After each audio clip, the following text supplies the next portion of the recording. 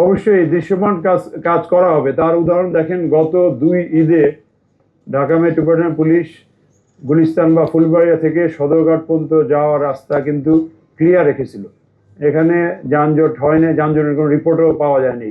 এখানে আমাদের deputy police commissioner, Lalbagh traffic zone সহ আমাদের জয়েন্ট কমিশনারও আছে, তারাও রাস্তায় থেকে অতিরিক্ত জনবল মোতায়েন করে যানজট ক্লিয়ার রাখে। এখানে একটা সুবিধা হলো যে বন্ধের সময় অফিস বা জগন্নাথ ভার্সিটি খোলা থাকবে না, ওইদিকে অন্যান্য লোকের যাতায়াত কম থাকবে।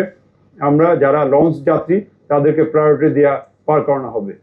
আর হকার ফুটপাতের ব্যাপারে যেখানে যেখানে যানজট বেশি রাস্তা দখল করছে, এগুলো আমরা গত কয়েক মাস যাবৎ সরিয়ে রেখেছি, যানজট যাতে না হয়।